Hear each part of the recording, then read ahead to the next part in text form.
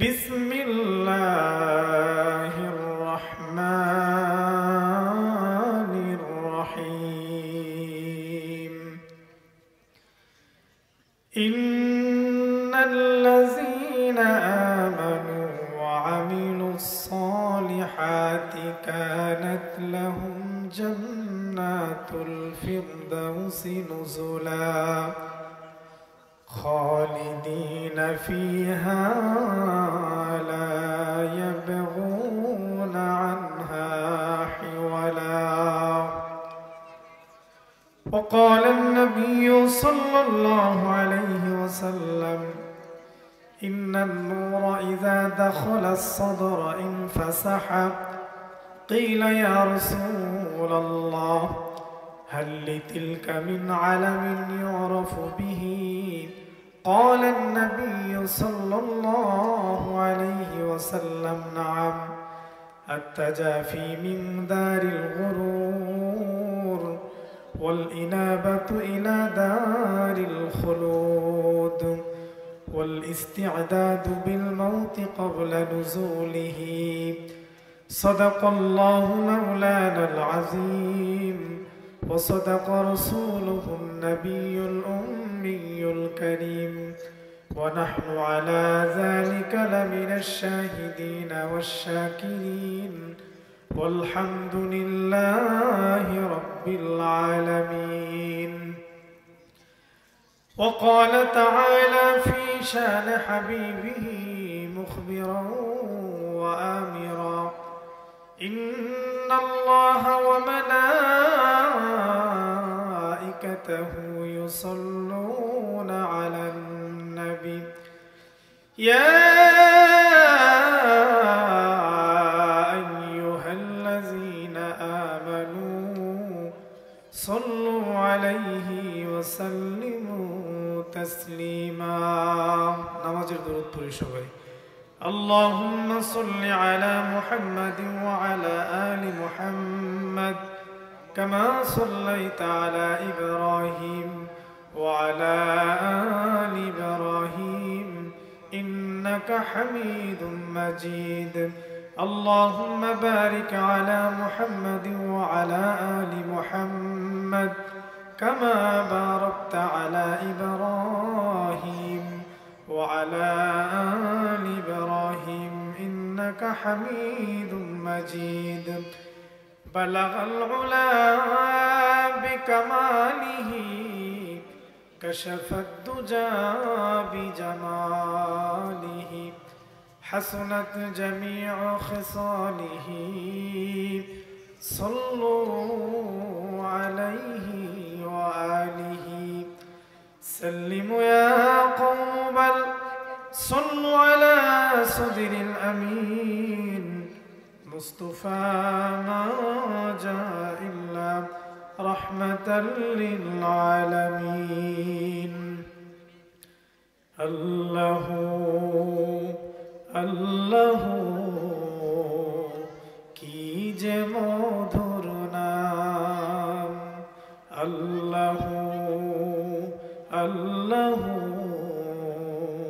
কি যে মধুর নাম ধরার তামাম মনি মুক্তায় পান্না হীরা সোনা দানায় হয় না তাহার দাম আল্লাহ আল্লাহ কি যে মধুর নাম পড়েন সবাই আল্লাহ আল্লাহ কি যে মধুর নাম আকাশ বাতাস সাগর নদী গাইছে ও নাম নিরবধি আকাশ বাতাস সাগর নদী গাইছে ও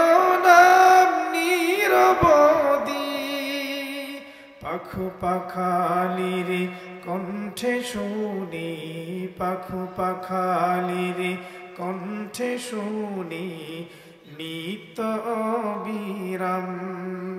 আল্লাহু আল্লাহু কি যে মধুর নাম, ধরার তামাম মনি মুক্তায় পান্না হীরা সোনা দানায় হয় না তাহার দাম। আল্লাহু আল্লাহু কি যে মধুর নাম। আলহামদুলিল্লাহ পড়ি সবাই, একটু আওয়াজ করে চিল্লায় পড়ি আলহামদুলিল্লাহ।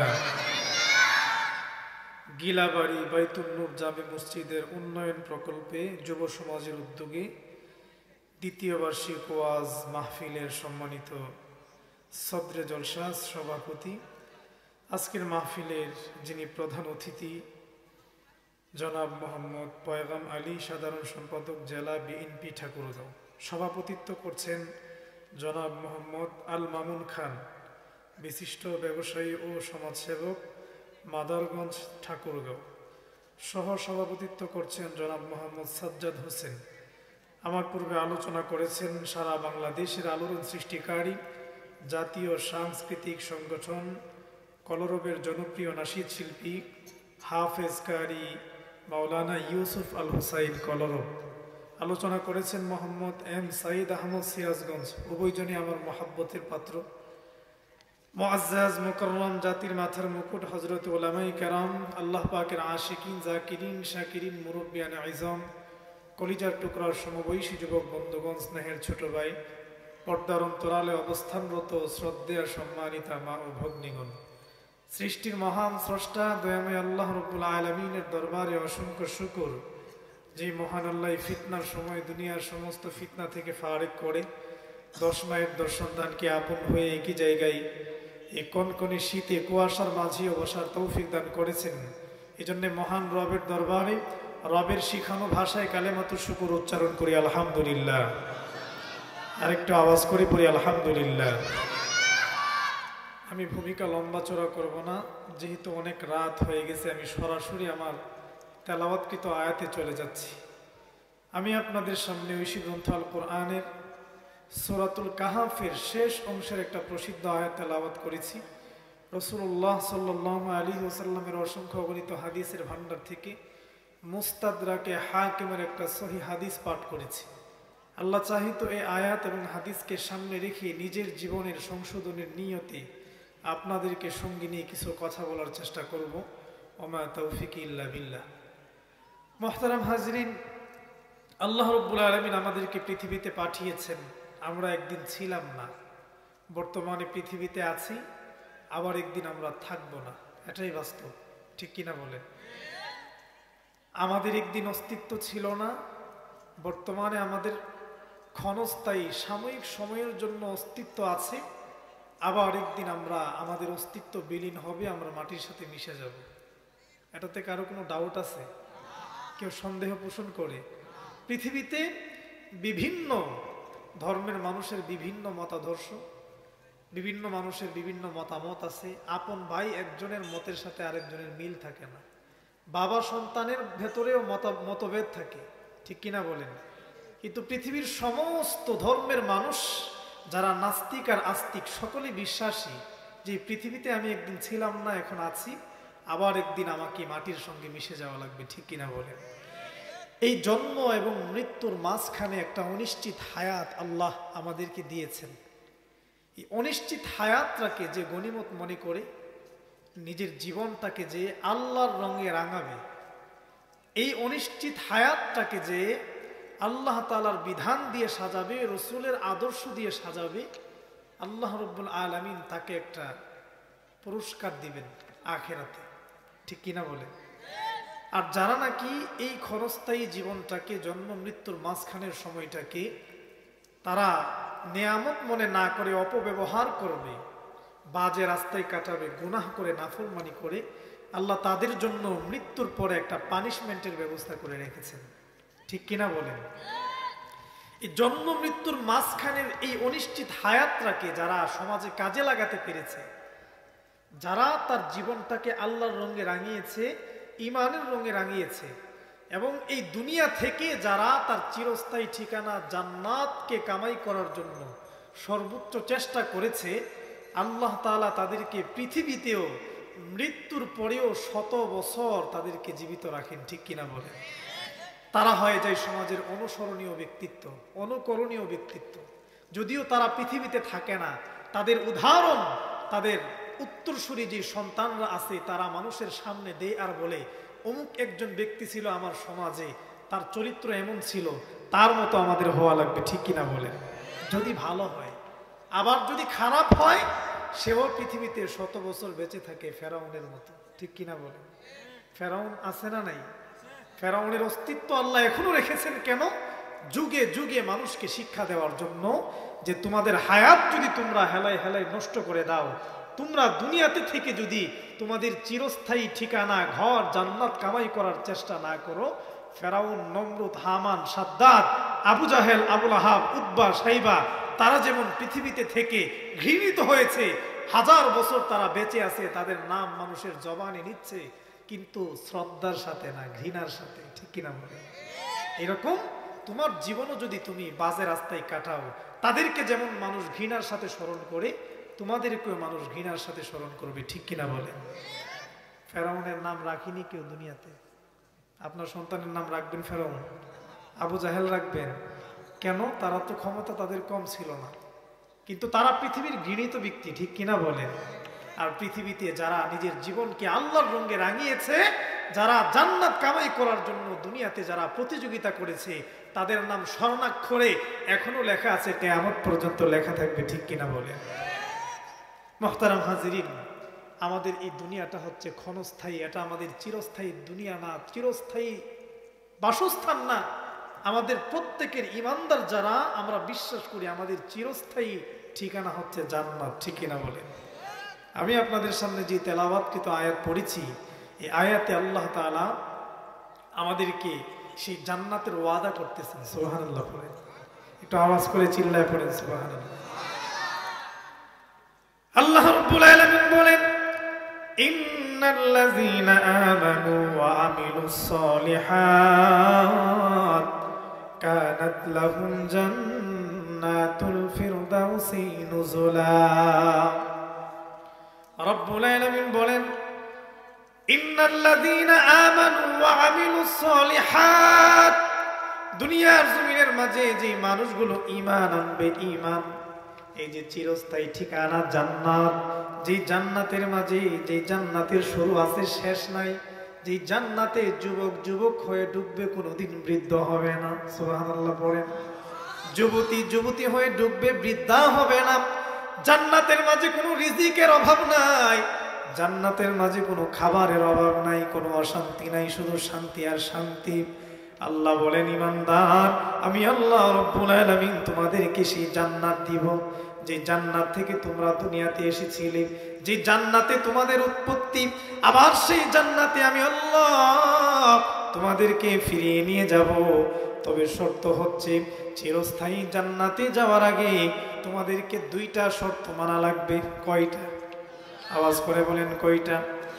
আল্লাহ রাব্বুল আলামিন বলেন, ইন্নাল্লাযীনা আমানু ওয়া আমিলুস সলিহাত, নিশ্চয়ই যারা ঈমান আনলো, যারা ঈমান আনলো, যারা বিশ্বাস করলো, আমানতু বিল্লাহ, আমানতু বিল্লাহ, আল্লাহর উপর যারা ঈমান আনলো, আল্লাহর উপর ঈমান আনার পরে যারা নেক কাজ করলো, ঈমান আনার পরে যারা নেক কাজ করলো, আল্লাহ রাব্বুল আলামিন বলেন, কানাত লাহুম জান্নাতুল ফিরদাউসি নুজুলা, আমি আল্লাহ রাব্বুল আলামিন ওই ঈমানদারদেরকে ঈমানের বদৌলতে, নেক আমল করার বদৌলতে জান্নাতুল ফিরদাউস দিয়ে মেহমানদারি করাবো।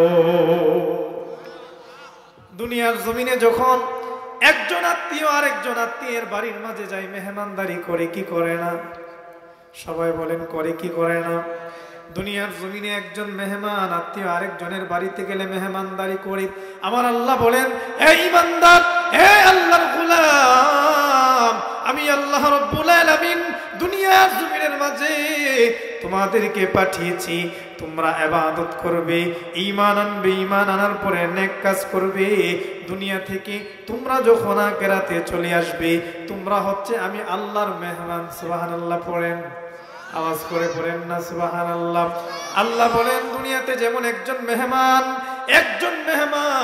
একজন আত্মীয় আরেকজনকে মেহমানদারি করায়, মেহমানকে মেজবান যেমন মেহমানদারি করায়, আমার আল্লাহ রাব্বুল আলামিন বলেন আরে গোলাম, যে ঈমানদার দুনিয়ার জমিনের মাঝে ঈমান আনার পরে নেক আমল করবে, কল্যাণমূলক কাজগুলো করবে, আল্লাহর বিধানগুলো মানবে, আমার আল্লাহ যে আদেশগুলো করেছে ঈমানদার সেই আদেশগুলো মান্য করবে, আমার আল্লাহ রাব্বুল আলামিন যে নিষেধগুলো করেছেন ঈমানদার নিষেধকৃত হারাম জিনিসের কাছাকাছিও যায় না। আল্লাহ বলেন গোলাম, এই ঈমান আনার পরে নেক আমল করার পরে দুনিয়া থেকে যখন তুমি চলে আসবা, আমি আল্লাহ রাব্বুল আলামিন তোমাকে জান্নাতুল ফেরদাউস দিয়ে মেহমানদারি করব। সুবহানাল্লাহ। বাড়িতে গিয়া কইেন, আর একটু চিল্লায় পড়েন না সুবহানাল্লাহ। আল্লাহ বলেন আমি জান্নাতুল ফেরদাউস দিয়ে মেহমানদারি করব, আপ্যায়নের ব্যবস্থা করব। কেমন মেহমানদারি করবেন? দুনিয়ার মাঝে অভ্যাস হচ্ছে মেহমান যখন মেজবানের বাড়িতে যায়, একদিন, 2 দিন, 3 দিন ভালোভাবে মেহমানদারি করে, প্রথম দিন মেহমানকে মেহমানদারি যেইভাবে করায়, 1 সপ্তাহ থাকলে ওই মেহমানদারি থাকে না, একটু কমে কি না? প্রথম দিন যে খাবার খাওয়াই, যে খাবারের আয়োজন করে, 1 সপ্তাহ পরে সেই খাবার আর থাকে না, খাবারটা একটু নরমালি চলে আসে, ঠিক কিনা বলেন? এ মুসলমান, আমার আল্লাহ রাব্বুল আলামিন বলে এ আল্লাহর গোলাম, আমি আল্লাহ রাব্বুল আলামিন তোমাকে জান্নাতুল ফেরদাউস দিয়ে মেহমানদারি করাবো। এটা এমন একটা জান্নাত, আমি আল্লাহ তোমাকে যে জান্নাতে ঢুকাবো, দুনিয়ার মেহমানদারি 1 দিন 2 দিন পরে তরকারি নরমাল হয়ে যায়, খাবার নরমাল হয়ে যায়, কিন্তু আমি আল্লাহ রাব্বুল আলামিন যে জান্নাতে তোমাদেরকে মেহমানদারি করাবো, ওই মেহমানদারির মাঝে কোনো কমতি আসবে না।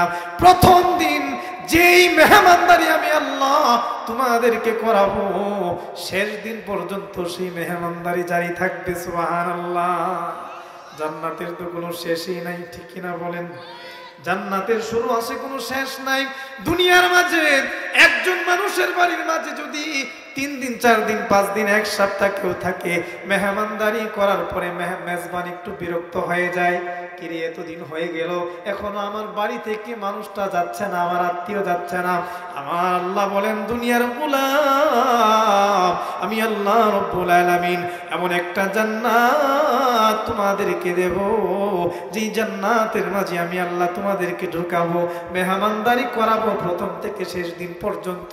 ওই জান্নাত থেকে আমি আল্লাহ রাব্বুল আলামিন যে ঈমানদারদেরকে জান্নাতে একবার ঢুকায়া দেব, ঢুকানোর পরে আমি আল্লাহর কোনো বিরক্ত নাই। একবার যে জান্নাতি ব্যক্তি জান্নাতের মাঝে ঢুকবে, ওই ব্যক্তি আর কোনোদিন জান্নাত থেকে বের হওয়া লাগবে না। একটু চিল্লায় পড়েন না সুবহানাল্লাহ। আল্লাহ বলেন এ দুনিয়ার বান্দা, ইন্নাল্লাযীনা আমানু ওয়া আমিলুস সালিহাত কানাত লাহুম জান্নাতুল ফিরদাউসি নুজুলা। এমন একটা জান্নাত দিব, জান্নাতুল ফিরদাউসের মাধ্যমে মেহমানদারি করাবো। এ দুনিয়ার মানুষ, আবার যে আল্লাহ রাব্বুল আলামিন মেহমানদারি করাবেন, জান্নাতে ঢুকাবেন। আমাদের দুনিয়ার নিয়ম হচ্ছে এক জায়গায় বেশি দিন থাকতে ভালো লাগে না, ঠিক কিনা বলেন?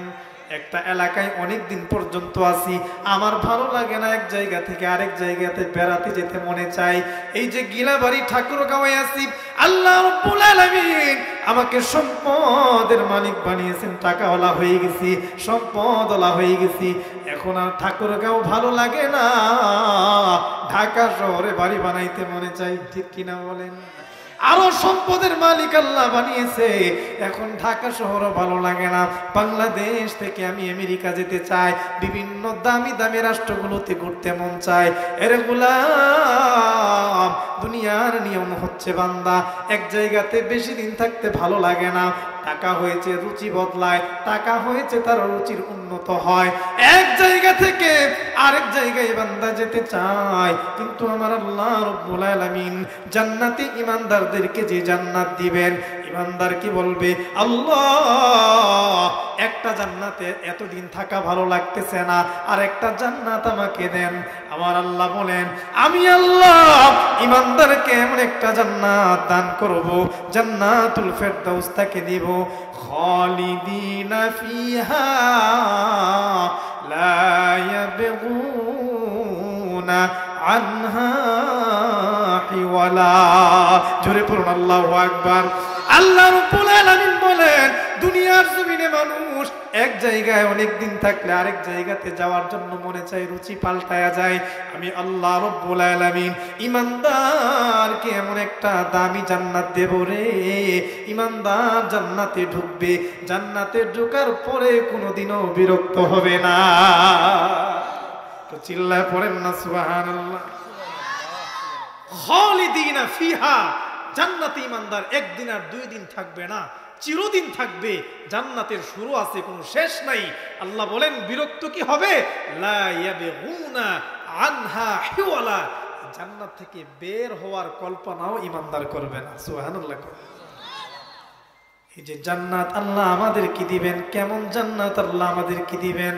আল্লাহর পয়গম্বর হাদিসে কুদসি আল্লাহ রাব্বুল আলামিন বলেন, আ'দাতু লিইবাদিয়াস সালিহিন মা লা আইনুন রাআত ওয়া লা উযুনুন সামিআত ওয়া লা আলা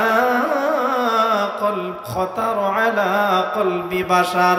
আমার আল্লাহ বলেন, হে ঈমানদার, আমি আল্লাহ রাব্বুল আলামিন এমন একটা জান্নাত ঈমানদারকে দান করব, মালা আইনুন রাআত, যে জান্নাত ঈমানদার কোনোদিন নিজের চোখ দ্বারা দেখে নাই। সুবহানাল্লাহ পড়েন।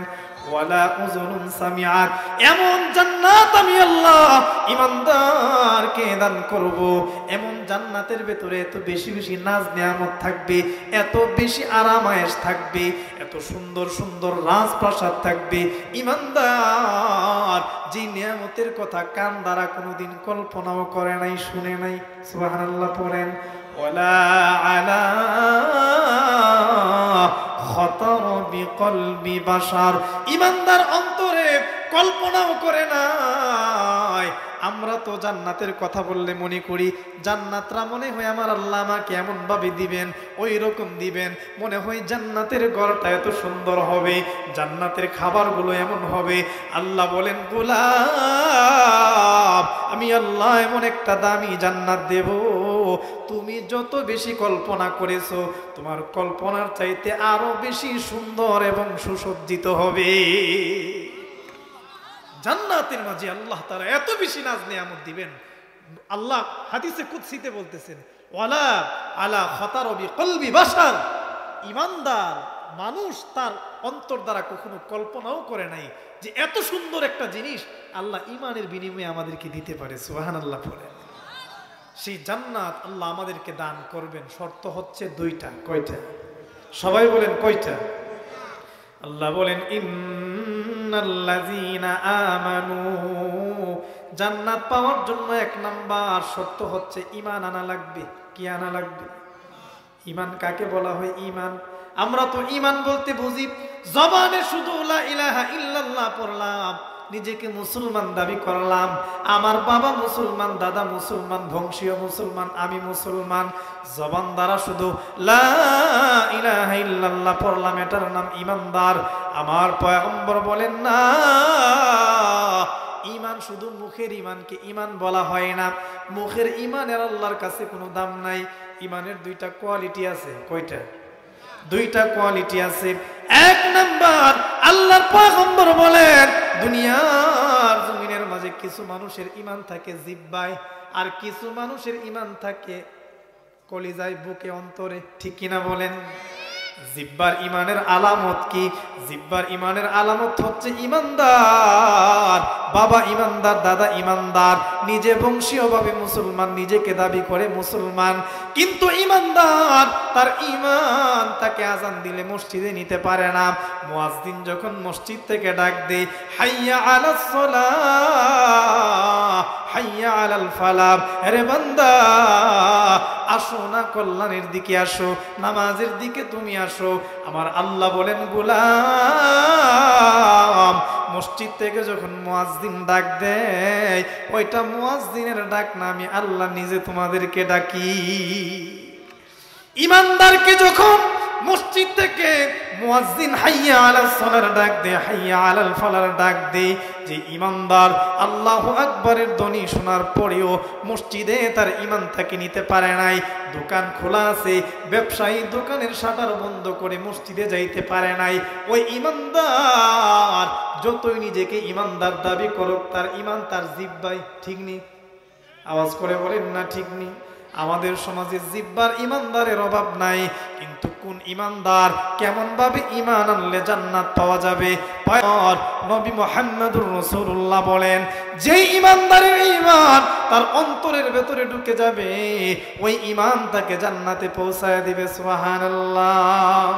আপনাদের সামনে আমি যে হাদিস পড়েছি, আল্লাহর পয়গম্বর বলেন, ইন্নান নূরা ইযা দাখালাস সাদরা ইনফাসাহা قيل يا رسول الله هل لتلك من علم يعرف به قال نعم التجافي من دار الغرور والإنابة إلى دار الخلود والاستعداد بالموت قبل نزوله আমার নবী প্যারা নবী রাহমাতুল লিল আলামিন উম্মতে মুহাম্মদীকে ডাক দিয়া বলেন, আরে উম্মত, ইমানদারের ইমান তার বুকে ঢুকছে কিনা বুঝবা কিভাবে?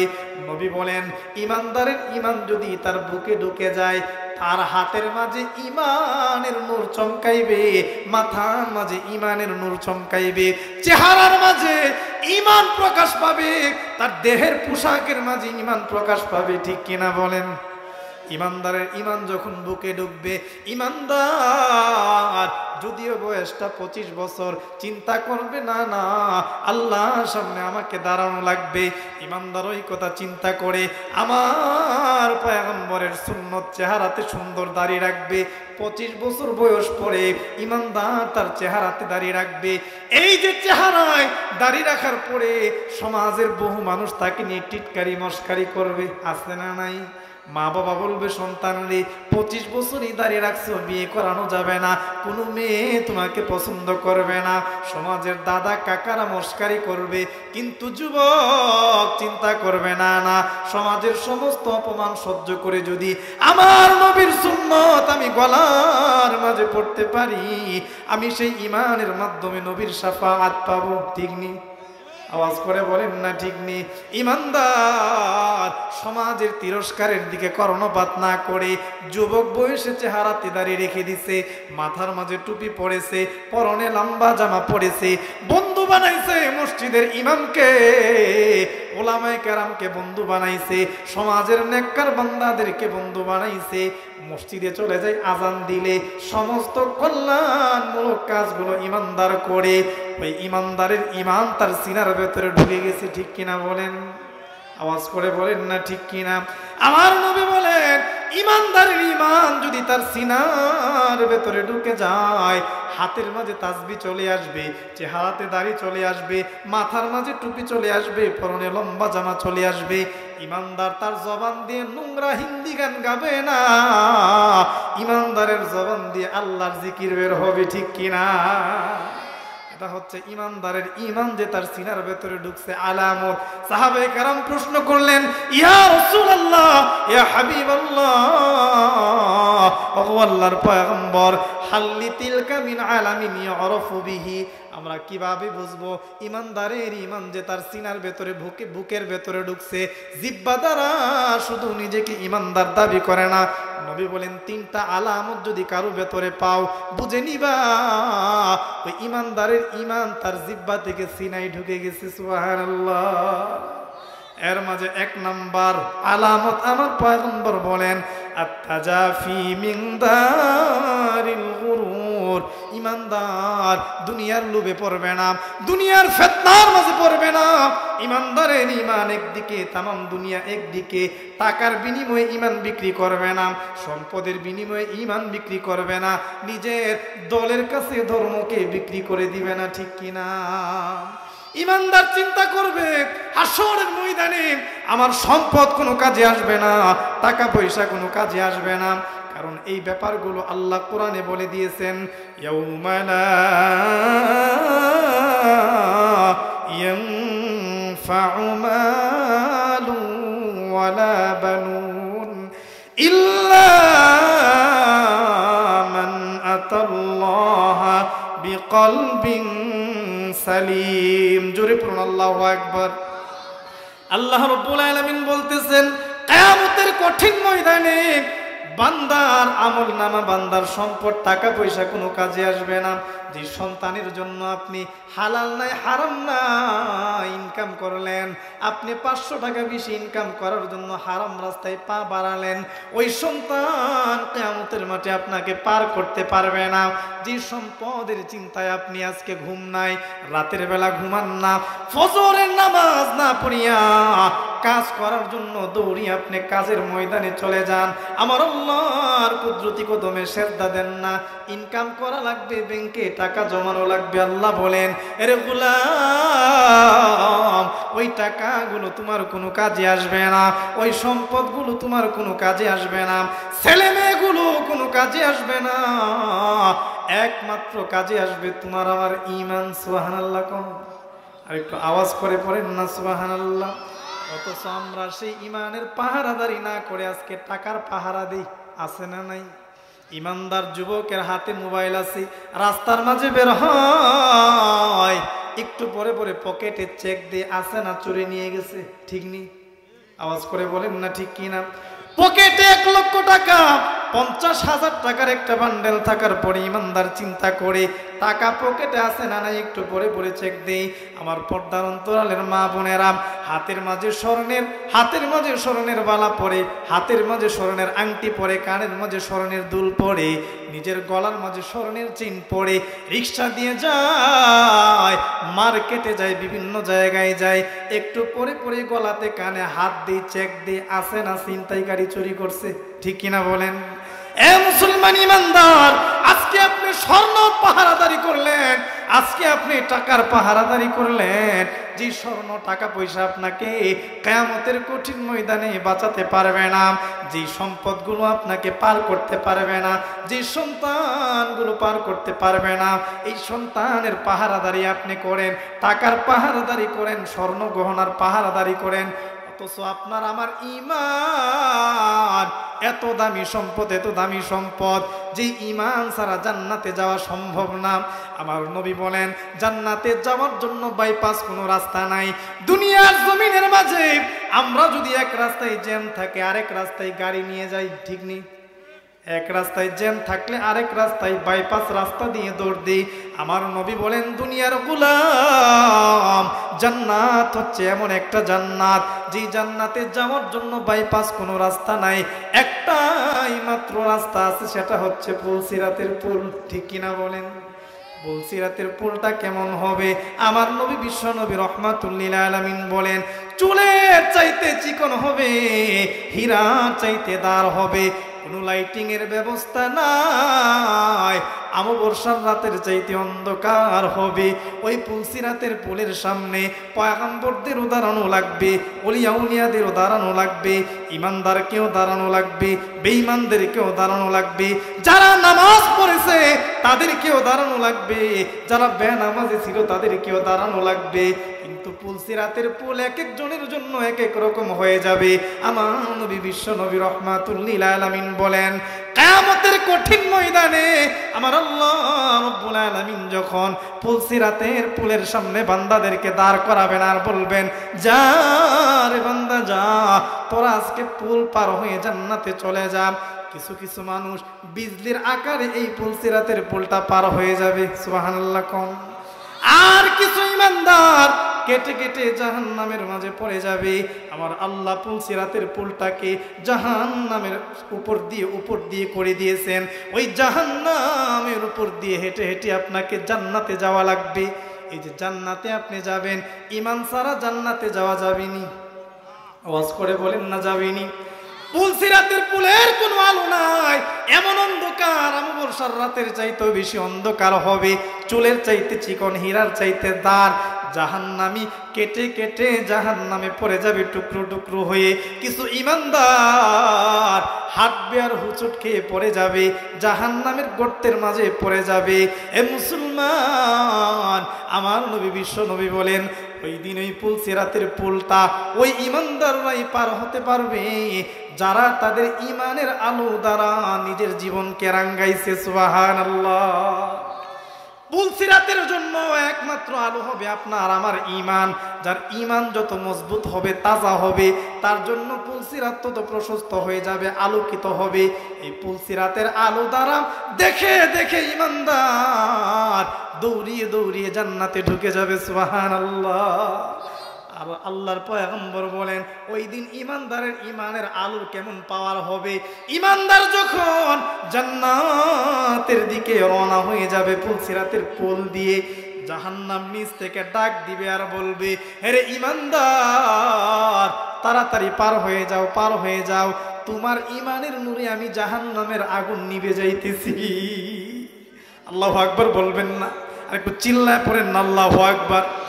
ঈমানদারের ঈমানের নূরের ঝলকানিতে জাহান্নাম চিৎকার করবে আর বলবে, রে জান্নাতি, রে ঈমানদার, তাড়াতাড়ি জান্নাতে চলে যাও, তাড়াতাড়ি পুলসিরাতের পুল পার হয়ে যাও, কারণ তোমার ঈমানের এত পাওয়ার, এত নূর, এত আলো, তোমার ঈমানের কারণে আমি জাহান্নাম নিভে যাইতেছি।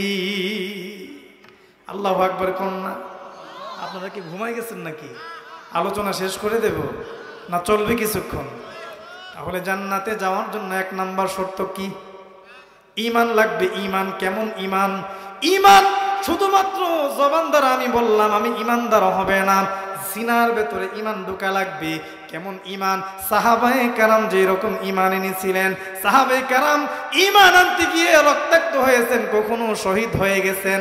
হামজালা ঈমান আনতে গিয়ে শহীদ হয়ে গিয়েছেন। হযরতে বেলাল হাবশীর জিহ্বাকে পুড়ি দিয়েছে ঈমান আনার কারণে, জিহ্বার মাঝে পেরেক মেরে দেওয়া হয়েছিল এই ঈমান নামক দৌলতের কারণে। হযরতে সুমাইয়া রাদিয়াল্লাহু আনহাকে বর্ষাতে আঘাত করে করে শহীদ করা হয়েছে, ঠিক কিনা?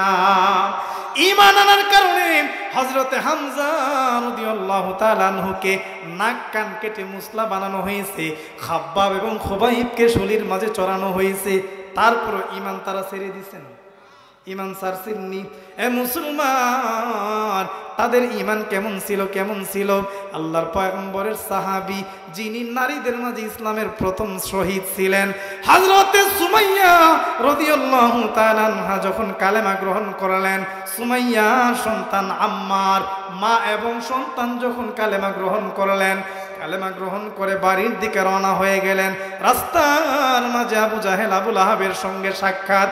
আবু জাহেল ডাক দিয়া বলেন, আরে সুমাইয়া, শুনেছি তুমি নাকি মুহাম্মদের ধর্ম গ্রহণ করেছো, সত্য নাকি? হযরতে সুমাইয়া বলে, আসলেই তো সত্য, আমি তো গ্রহণ করছি। আবু জাহেল এবার রাগান্বিত কণ্ঠে বলতেছেন, সুমাইয়া, এত বড় সাহস, এত বড় স্পর্ধা তোমার, তুমি কালেমা গ্রহণ করেছো, আবার বলতেছো কালেমা গ্রহণ করেছো। এবার মাকে এবং সন্তান আম্মারকে পিলারের সঙ্গে বেঁধে ফেললো। পিলারের সঙ্গে বেঁধে বলতেছেন, সুমাইয়া, কালেমা যে গ্রহণ করছো, যদি না ছাড়ো অত্যাচারের স্টিম রোলার চালু করবো। নাউজুবিল্লাহ পড়েন। জুলুম করব, নির্যাতন করব, দুনিয়ার জমিন থেকে বিদায় করে দিব। সুমাইয়া আবার ডাক দিয়া বলেন, আবু জাহেল রে, হে আবু লাহাব, উতবা, সাইবা, তোমরা তো জানো না আমি আমার এমন একজন আল্লাহর উপরে ঈমান আনলাম, এমন একটা কোরআনের উপরে ঈমান আনলাম, আমার নবীর উপরে ঈমান আনলাম। আমার আল্লাহর নাম এত মজা, আল্লাহর নাম যত উচ্চারণ করি তত আমার ঈমান বাড়ে। আল্লাহু আকবার কোন? আর একটু আওয়াজ করে পড়েন না আল্লাহু আকবার। আল্লাহর নামের জিকির আমি যত করি আমার ঈমান বাড়ে, আমি কোরআনের তেলাওয়াত যত করি আমার ঈমান বাড়ে, আমার নবীর নামে দরুদ যত পড়ি তত মহাব্বত বাড়ে। আবু জাহেল, আবুল আহাব, উতবা, সাইবা যখন দেখলেন সুমাইয়ার ঈমান কোনোভাবেই নষ্ট করা যাবে না, এবার সন্তান আম্মারকে ধরলেন আর বললেন, আম্মার, তোমার মার যে অবস্থা, এই মুহূর্তে তোমার সামনে যদি উলঙ্গ করে তোমার মাকে গণদর্শন করা হয় তোমার কেমন লাগবে? নাউজুবিল্লাহ কর, আওয়াজ করে পড়েন নাউজুবিল্লাহ। বলতেছে তোমার সামনে তোমার মাকে উলঙ্গ করে যদি দর্শন করা হয় তোমার কি ভাল লাগবে এই দৃশ্যটা? আম্মার জমিনের দিকে চেহারাটা নামাইছেন আর বলেন, আল্লাহ, এরা তো হিংস্র, এদের তো মানবতা নাই, মনুষ্যত্ব নাই। আল্লাহ, ঈমান আনলে শুনেছি ঈমানের পরীক্ষা দেওয়া লাগে, আমাদের ঈমান তো বড় দুর্বল। আল্লাহ, আমরা তো কমজোর জাতি, আপনি যদি আজকে আমার মার ঈমান হেফাজত না করেন তাহলে হয়তো বেঈমান হয়ে আজকে মারা যাব।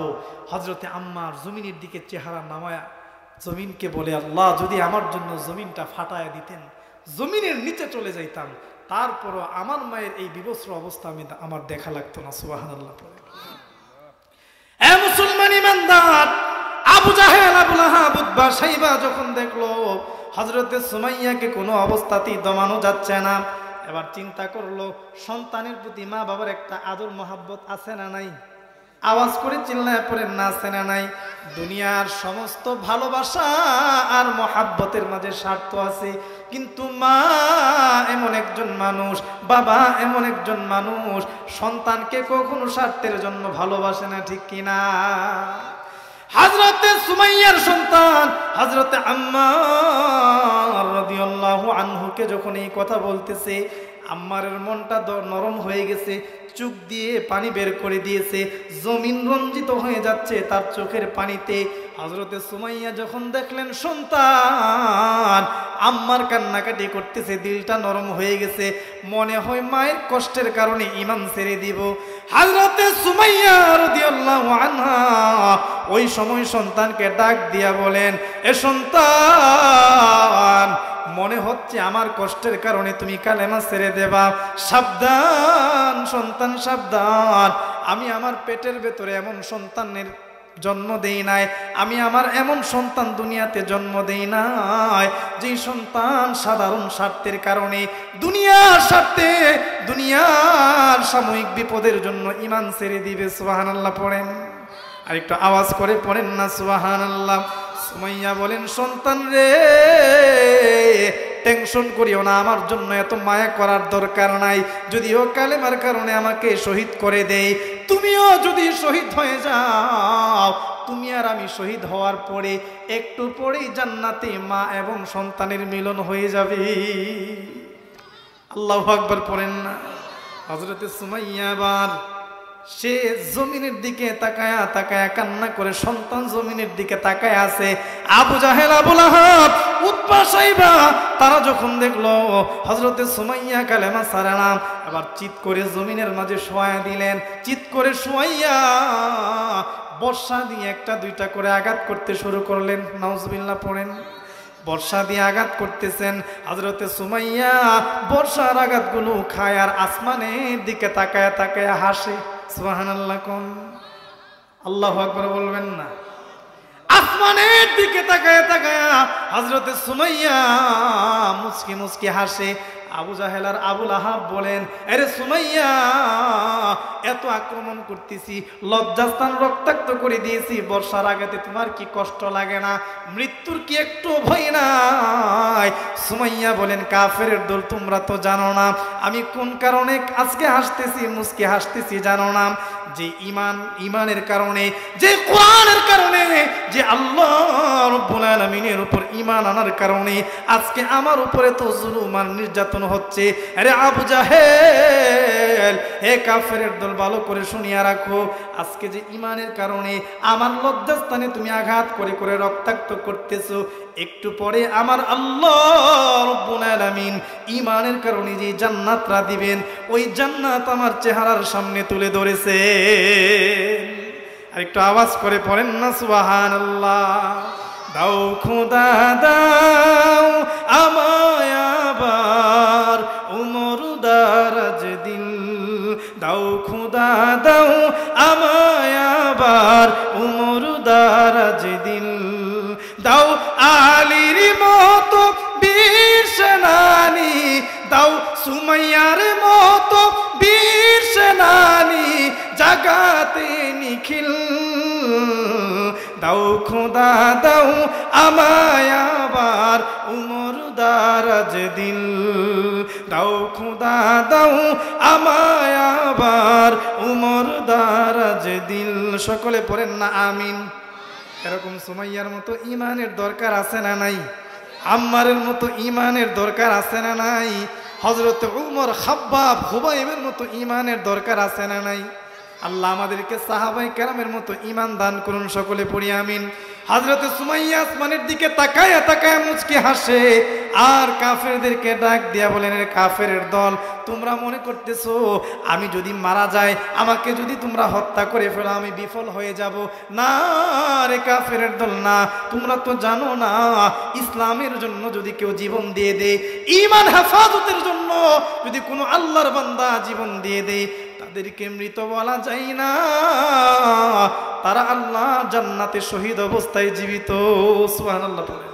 আল্লাহ কুরআনুল কারীমে বলেন, ওয়ালা তাকুলু লিমান ইউকতালু ফি সাবিলিল্লাহি আমওয়াত বাল আহইয়াউ ওয়ালাকিন লা তাশউরুন। জোরে পড়ুন আল্লাহু আকবার। আল্লাহ কুরআনুল কারীমে বলতেছেন, ওয়ালা তাকুলু লিমান ইউকতালু ফি সাবিলিল্লাহি আমওয়াত, যারা আল্লাহর জন্য জীবন দেয়, ঈমানের জন্য যে মানুষগুলো দুনিয়ার জমিনে জীবন বিলিয়ে দিবে, তাদেরকে মৃত বলিও না, তারা আল্লাহ জান্নাতে জীবিত। সুবহানাল্লাহ। ওই রকম ঈমান যদি আপনার আমার হয়ে যায়, আল্লাহ বলেন এই ঈমানের বিনিময়ে জান্নাতুল ফেরদাউস আমাদেরকে দিবেন আল্লাহ মেহমানদারি করার জন্য। সুবহানাল্লাহ বলেন। তো কি বলছিলাম, ঈমানের এক নাম্বার আলামত, ঈমান শুধু জিহ্বার মাঝে থাকবে না, সিনার ভেতরে ঢোকা লাগবে। ঠিক নেই? আওয়াজ করে বলেন ঠিক কি না? ঈমানদারের আলামত হচ্ছে আযান হয়েছে আর দোকান খোলা রাখা যাবে না, শাটার সঙ্গে সঙ্গে বন্ধ করে মসজিদে যাওয়া লাগবে। ঠিক কিনা বলেন? যে ইমানদারের ঈমান আযান শোনার পরেও মসজিদ তার দোকান বন্ধ করতে পারে না, তার অফিস আদালত বন্ধ করতে পারে না।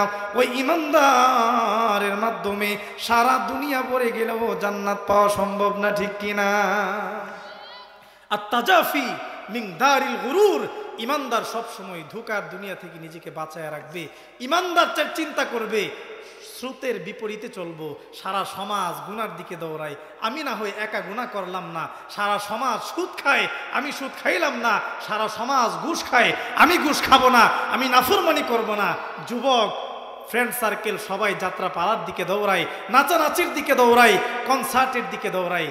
যুবক চিন্তা করে না, আমার এই যৌবন আল্লাহর দেয়া দান নেয়ামত, আমি আমার যৌবনকে নাফরমানি করে নষ্ট করতে পারি না। এই চিন্তা করে নিজেকে দুনিয়ার সমস্ত ফিতনা থেকে হেফাজতে রাখে স্রোতের উল্টো পথে চলে যদি ঈমানকে হেফাজত করতে পারে, নবী বলেন তার ঈমানটা তার বুকের ভেতর ঢুকে গেছে। সুবহানাল্লাহ পড়েন। 2 নাম্বার ঈমানদারের আলামত, ওয়াল ইনাবাতু ইলা দারিল খুলুদ, দুনিয়াতে ঈমানদার থাকবে কিন্তু তামান্না করবে জান্নাত পাওয়ার। সুবহানাল্লাহ পড়েন।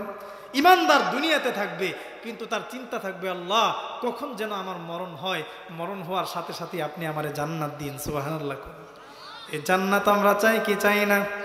আওয়াজ করে চিল্লায় পড়েন না, চাই কি চাই না? মালিক তুমি জান্নাতে, তোমার পাশে আমায় একটি ঘর বানিয়ে দিও, একটি ঘর বানিয়ে দিও। আমিন পড়েন, আওয়াজ করে পড়েন আমিন। যেদিন কেহ আসবে না কারো কোনো কাজে, যেদিন পাপী পাপের ভুজাই মরবে লাজে, যেদিন কেহ আসবে না কারো কোনো কাজে, যেদিন পাপী পাপের ভুজাই মরবে লাজে। পুল সিরাত পার হতে গিয়ে পিছলে যাবে কত পথিক, আবার কেহ পুণ্য নিয়ে পার হয়ে যাবে ঠিক ঠিক। সে মহাদিনে মহাক্ষণে, সে মহাদিনে মহাক্ষণে পার করে তুমি দিও। মালিক তুমি জান্নাতে, তোমার পাশে আমায় একটি ঘর বানিয়ে দিও, একটি ঘর বানিয়ে দিও।